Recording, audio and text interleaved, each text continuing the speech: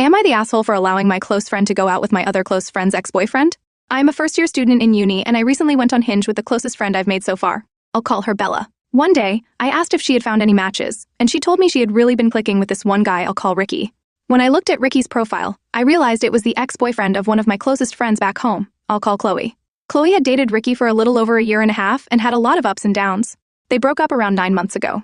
Overall, it was pretty toxic and unstable on both ends due to a variety of reasons: mental health, maturity levels, morals, misunderstandings, insecurities, etc. They were in really deep, and Chloe told me a lot about Ricky. For context, I do consider Chloe my closest friend back home, but our friendship is kind of unconventional because for the majority of our friendship, I was living abroad because of my dad's work. So, even though we know a lot about each other and texted a lot, sometimes our friendship didn't feel entirely real because we haven't been able to spend a whole lot of time with each other in person. Like, I definitely have spent a lot more time with Bella in the short period of time I've known her than Chloe, which is why I didn't necessarily deter Bella from going on a date with Ricky. I also haven't mentioned any of this to Chloe because our friendship is very low maintenance, so we often don't respond to each other for extended periods of times, and right now she still hasn't responded to my text. And I'm also really unsure on whether I should tell her, or if she doesn't really need to know, especially because I know she's trying to move on right now too. I knew that Ricky was generally a good person, and that Bella would be safe going on a date with him. I also just felt like it wasn't my place to hold Bella back from meeting with someone that could potentially make her happy.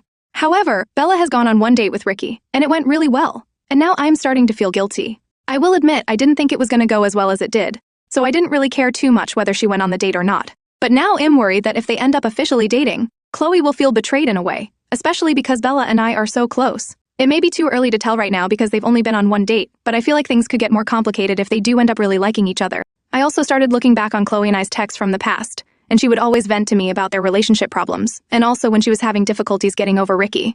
This made me feel even more guilty about encouraging Bella to go out with Ricky. But at the same time, I still don't think it would have made sense to tell Bella to not go out with him just because my friend didn't happen to be compatible with him.